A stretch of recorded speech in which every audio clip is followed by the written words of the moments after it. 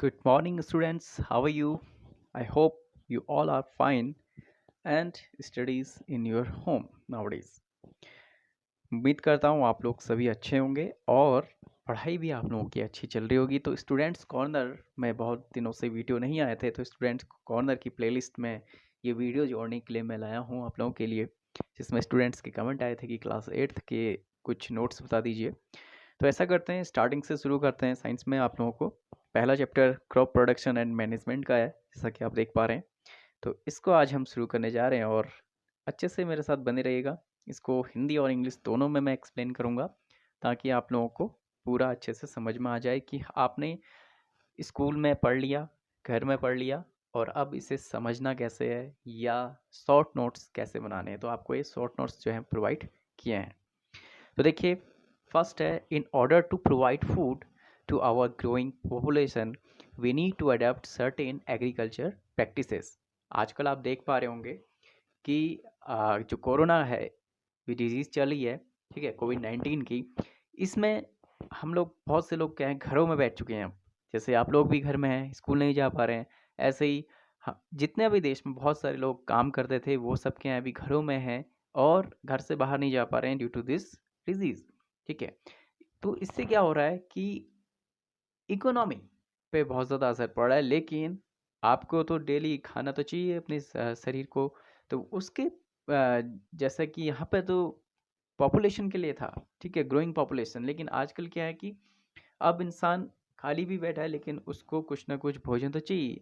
तो लोग, लेकिन एग्रीकल्चर प्रैक्टिसेस यानी कि जो खेती बाड़ी है वो चलती रहनी चाहिए। इसके लिए गवर्नमेंट ने जो है अभी अभी कुछ जहाँ जिन इलाकों में इसका प्रकोप कम है, वहाँ पे फिर से खेती बाड़ी स्टार्ट हुई है, क्योंकि खाना तो हमें लगातार उत्पन्न करना ही चाहिए, ठीक है।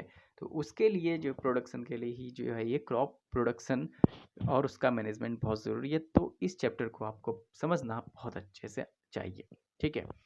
Same kind of plants grown in agriculture eight a place constitute A crop. अब बात आती है कि हम क्रॉप प्रोडक्शन में कि क्रॉप क्या होता है, ठीक है। सबसे पहले हमें समझना होगा कि क्रॉप क्या होता है।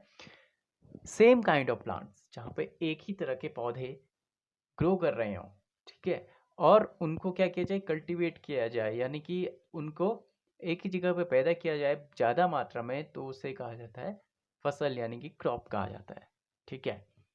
यानी कि कल्टीवेशन मीन्स, कहते हैं ना कि ये जो है कल्टीवेट किया गया है, यानी कि उसको पाला गया है। यानी कि आप जब किसी प्लांट्स को ग्रो करते हैं बड़े पैमाने पर, उनकी देख रेख भी करते हैं, तो वो हो गया उनका cultivation. So same kind of plants grown at cultivated of a place constitute a crop. In India, crops can be broadly categorized into two types based on seasons, Rabi and Kharif crops. ठीक है, अगर season की बात करें, हम कहते हैं ना कि इस मौसम में ये वाली फसल बोई जाती है, इस मौसम में ये वाली फसल बोई जाती है। तो दो तरह की फसल जो है मेनली इंडिया में बोई जाती हैं, एक तो जाड़ों में और दूसरा गर्मियों में, यानी कि विंटर एंड इन समर, ठीक है, रबी एंड खरीफ क्रॉप्स। तो रबी जो फसल है, मेनली रबी की जितनी भी फसलें होती हैं वो जाड़ों में बोई जाती हैं, ठीक है। और खरीफ की फसलें जो है मेनली समर टाइम यानी गर्मियों में बोई जाती हैं, ठीक है। नेक्स्ट है, it is necessary to prepare soil by tilling and levelling. Plough and travellers are used for this purpose, ठीक है। टिलिंग एंड लेवलिंग आपने अपने चैप्टर में पढ़ा होगा कि स्कूल में, ठीक है। तो इसमें क्या है कि जो खेत है, ठीक है, आपने देखा होगा जो फर्स्ट स्टेप है उसमें हम क्या करते हैं, टिलिंग ही करते हैं, यानी कि जो खेत है उसकी मिट्टी को पहले खुदाई करते हैं, फिर उसको एक लेवल में लाते हैं, ठीक है।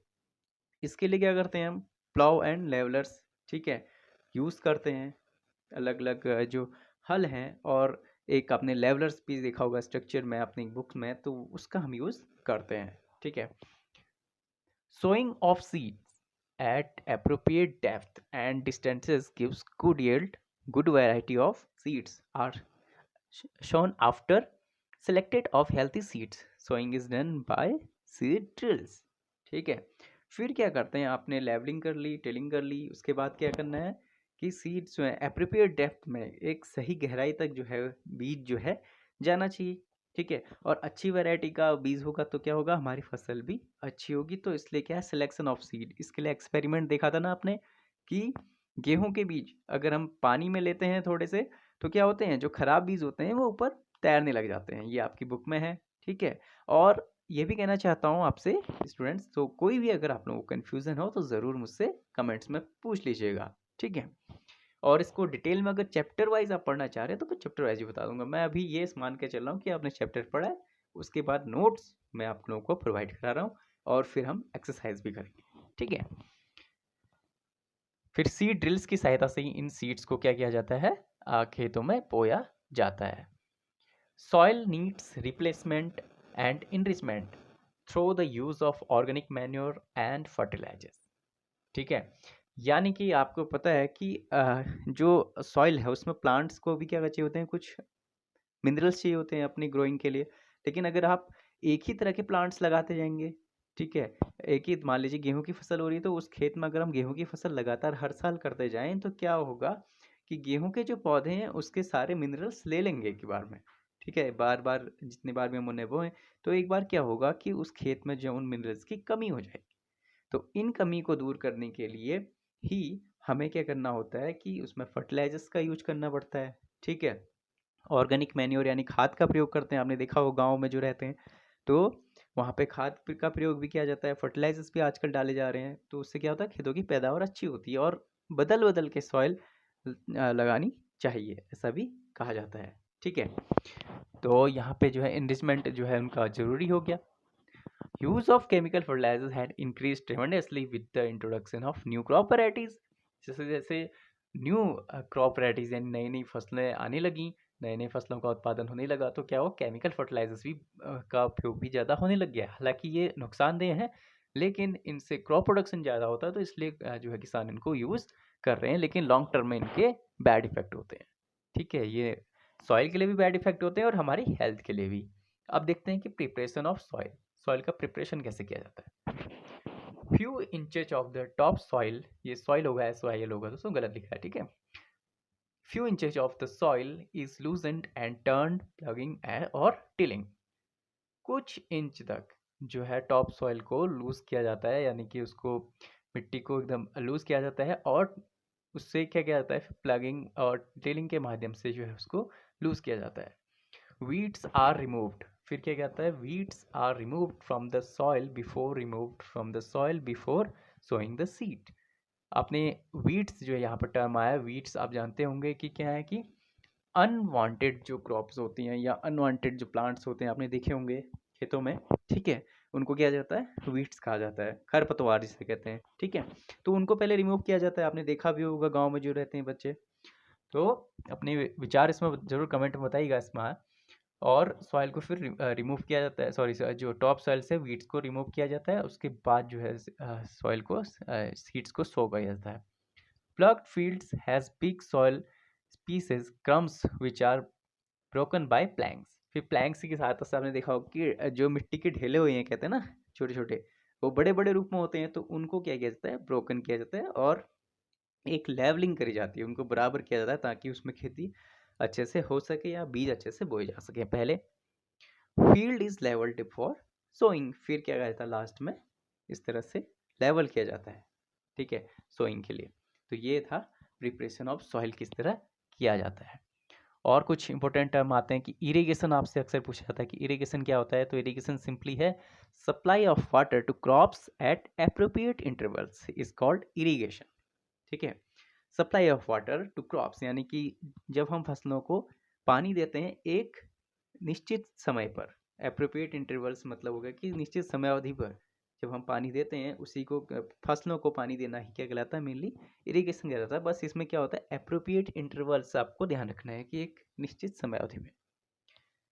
दूसरा देखिए, weeding involves removal of unwanted and uncultivated plants called weeds, ठीक है। वीडिंग अभी मैंने बताया कि वीड्स किसे कहते हैं, तो वीडिंग क्या हो गया कि जब हम इनका रिमूवल कर रहे हैं अनवांटेड और अनकल्टिवेटेड प्लांट का, वही हो गया weeding. Harvesting is the cutting of the mature crop manually और बाय द मशीन्स, ठीक है, मशीन्स की सहायता से, या जब हम अपने हाथों से कोई फसल काटते हैं, यानी कि परिपक्व, मैच्योर दिख रहे हैं ना, तो मैच्योर मीन्स हो गया परिपक्व फसल। तो जब हम किसी परिपक्व फसल को काटते हैं तो उसे कहा जाता है हार्वेस्टिंग। फिर है separation of the grains from the chaff is called threshing. फिर आपने एक नाम सुना होगा थ्रेसिंग का, आप पहाड़ में अगर रहते हैं, कुमाऊनी जो हैं, तो फटियाव लगाना कहते हैं जो। वही चीज़ इसमें है कि दानों को जो है साफ़ किया जाता है और उसमें से जो चैफ है ये भूसा होता है दोस्तों, ठीक है? जो अनवांटेड है इसको उड़ा दिया जाता है, हवा के रास्ते से ये उड़ जाता है और जो है दाने ज़मीन पर नीचे गिर जाते हैं। मेनली आपने गेहूँ के उसमें देखा होगा, ठीक है? तो इसी प्रोसेस को कहा जाता है थ्रेसिंग। फिर नेक्स्ट है आपका proper storage of grains is necessary to protect them from pests and microorganisms या microbes होगा, ठीक है? ये माइक्रो ऑर्गेनिज्म ही है। तो ये क्या है कि जो प्रॉपर स्टोरेज यानी कि स्टोरेज जो है ग्रेन्स का, यानी कि जो दाने हैं आपके फसलों के, गेहूं के दाने, चावल के दाने, उनका अच्छे से प्रोटेक्शन बहुत ज़्यादा ज़रूरी है, ये बचाने के लिए पेस्ट से या कोई भी जो माइक्रो ऑर्गेनिज्म उनसे बचाने के लिए, ठीक है? तो उन्हें एक अच्छे से कहते हैं ना कि सही से कंटेनर में रखना चाहिए, या अलग अलग मेथड जो है उसकी भी आपकी बुक में दी हुई हैं। फिर है food is also obtained from animals for which animals are reared, this is called animal husbandry, ठीक है? और एनिमल से, ठीक है, यानी कि फूड जो है हमें एनिमल से भी मिलता है, लेकिन क्या होता है कि बहुत कम मात्रा में, जैसे दूध, दही, दूध जो हम लेते हैं मेनली, ठीक है, उससे दही वगैरह अगर अन्य प्रोडक्ट्स बनाते हैं, तो एक तरह से क्या हो गया, वो हमें जो दूध मिला है, तो ये सारे क्या प्रोडक्ट के ले जाएंगे, एनिमल रिलेटेड प्रोडक्ट हो गए ये, ठीक है? एनिमल से जो हमें मिलते हैं, तो इन्हीं को कहा जाता है, इस प्रोसेस को ही कहा जाता है एनिमल हस्बेंड्री। फिर एक और टर्म है आपका इसमें इम्पोर्टेंट, वो है आपका फर्टिलाइजर्स। फर्टिलाइजर्स क्या होते हैं? The organic compounds containing nutrients such as nitrogen and phosphorus. They are made in the factories, example urea, ammonia, potash, etc. ठीक है? तो फर्टिलाइजर्स क्या होते हैं स्टूडेंट्स? यानी कि ये क्या होता है, मेनली ऑर्गेनिक कंपाउंड्स हैं, ठीक है? इनऑर्गेनिक कंपाउंड है, सॉरी, अकार्बनिक, जिनमें कार्बन नहीं होगा, अकार्बनिक जो है पदार्थ हैं, और वो जैसे एग्जांपल है इनके, इनमें क्या मिलता है, नाइट्रोजन और फास्फोरस, जो मेनली मेन न्यूट्रिएंट होता है सॉइल का, वो ये बढ़ा देते हैं इसको, ठीक है, नाइट्रोजन और फास्फोरस को, जिससे कि अल्टीमेटली प्लांट ग्रोथ भी बढ़ती है। और इनके एग्जांपल क्या है, फर्टिलाइजर्स के नेम है यहाँ पे, यूरिया आजकल बहुत ज़्यादा यूज किया जाता है, ऐसे ही अमोनियम जो है अमोनियम सल्फेट है, और पोटास। फिर आ रहा है एक टर्म कल्टीवेटर। कल्टीवेटर क्या है? Cultivator use for ploughing the soil and is driven by a tractor, this helps and labour. इसमें क्या करता है, ये क्या करता है, this helps to save time, ठीक है? एक तो आपका टाइम बचाएगा और आपका श्रम बचाता है।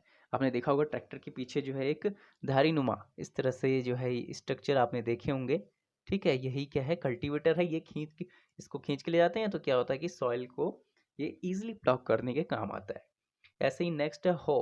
हो क्या है? हो used for loosening the soil and for removing weeds. इसमें क्या करते हैं हम, लूजनिंग और रिमूविंग वीड्स को जो है निकालने के लिए ये मेनली यूज किया जाता है। इरिगेशन अभी पढ़ा था, supplying of water on the crops for the wells, canals, from the wells, canals और वाटर रिजर्वियर्स, ठीक है?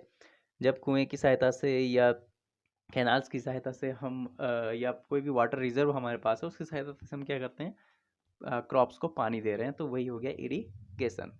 अब मेथड्स ऑफ इरिगेशन में देखिए, मेथड्स भी दो प्रकार के हैं। एक तो ट्रेडिशनल मेथड्स हैं, यानी कि जो पारंपरिक विधियां हैं, जो कई सालों से पुराने बुजुर्गों की अपनाई हुई विधियां हैं, जैसे कि मोट, चेन पंप, ढेकी, राहत। आजकल जो मॉडर्न इरिगेशन है, मेनली दो टाइप का है, एक तो स्प्रिंगल और ड्रिप सिस्टम, ठीक है? स्प्रिंगल में क्या होता है कि जो छोटे छोटे करके पानी को जो है वहीं पे एक फव्वारे के रूप में दिया जाता है, स्प्रिंगल, ठीक है? और ड्रिप सिस्टम में क्या होता है कि ड्रॉप बाय ड्रॉप पानी जाता है, ये आपने बुक में भी देखा होगा, ठीक है? तो मैं समझता हूँ ये चीज़ आप समझते हैं। फिर आते हैं हार्वेस्टिंग, अभी अभी हमने पढ़ा था, ठीक है? स्टोरेज के बारे में भी डिटेल में कुछ दिया गया है, अगर मैं इनको बता देता हूँ आपको।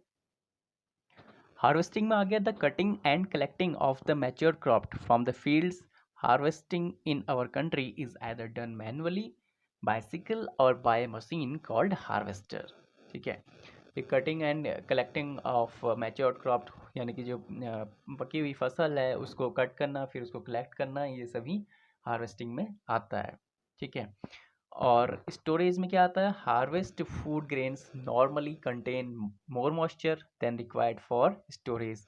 Large scale of storage of grains is done in silos and granaries to protect them from pest like rats and insects. ठीक है, तो स्टोरेज में क्या आता है कि मेनली ये क्या किस में किया जाता है, सिलोज में और ग्रेनरीज में। ये किससे प्रोटेक्ट करने के लिए, रैट्स और इंसेक्ट्स से, यानी कि जो चूहे हैं और या छोटे कीड़े हैं उनसे बचाने के लिए। Farmers storage grains in jute bags और मेटालिक बिन्स। अगर आप गांव में रहते हैं तो आपने अभी भी देखा होगा कि वहाँ पे जूट के बने हुए कुछ बैग्स होते हैं, ठीक है, या मेटल के बने हुए टिन, तो देखा ही होगा, तो उसमें रखे रहते हैं गेहूँ या धान मेनली। ठीक है, तो वो हो गया एक स्टोरेज का मेथड। अब जो है लास्ट एक और आपके लिए इम्पोर्टेंट इस टॉपिक में है मैन्योर। मैन्योर टॉपिक, मैन्योर में क्या आता है कि a natural substance prepared from decomposition of plant and animals wastage like cow dung, animal bones, dead leaves, dead insects and vegetable wastes by the action of microbes। ठीक है, तो macro ये जो मैन्योर है ये क्या है, एक प्रकार का नेचुरल सब्सटेंस है। ये मेनली डिकम्पोजिशन से बनता है प्लांट्स और एनिमल्स से, जैसे गाय के गोबर है या जानवर की हड्डियां हैं, डेड लीव्स से हैं, ठीक है, इंसेक्ट्स हैं, वेजिटेबल्स हैं, तो उनसे जो क्या बनता है, ये मैन्योर बनता है। तो फर्टिलाइजर्स और मैन्योर जो है बहुत ज़्यादा ज़रूरी हैं अच्छी क्रॉप प्रोडक्शन के लिए या प्लांट्स प्रोडक्शन के लिए। तो स्टूडेंट्स, उम्मीद करता हूँ जो चैप्टर फर्स्ट है आपका ये क्लियर हुआ होगा। काफ़ी जो मेन चीज़ें हैं इसमें बेसिक्स जो आपको पता होना चाहिए वो मैंने बता दिया है नोट्स के माध्यम से। अगर ये आपको अच्छा लगे तो चैनल को सब्सक्राइब कीजिएगा, इस तरह के वीडियोज़ आपके लिए आगे भी आते रहेंगे। इसके अलावा अगर आप किसी भी कोई बड़े लोग देख रहे हैं तो टीचिंग एग्ज़ाम्स की तैयारी करते हैं या कोई भी एजुकेशनल एग्ज़ाम की तैयारी करते हैं, जैसे सीटेट, टेट और लेक्चर या कोई भी एग्ज़ाम आप क्वालिफाई करना चाहते हैं, नेट का एग्ज़ाम, तो ये चैनल आपके लिए बहुत ही बेस्ट है। इसमें प्लेलिस्ट बनी हुई है, आप प्लेलिस्ट में जाके अपने हिसाब से कोई भी ऑप्शन चुन सकते हैं और उसको अच्छे से देख सकते हैं वीडियोज़ को। न्यू इंग्लिश स्पीकिंग कोर्स भी है जो मेनली बेसिकली अभी बेसिक लेवल का मैंने स्टार्ट किया है, जो बच्चे भी देख सकते हैं और बड़े भी देख सकते हैं, फिर एडवांस लेवल का भी कोर्स आएगा। तो मिलते हैं आपसे नेक्स्ट लेसन में, तो के लिए bye bye, take care friends, thank you.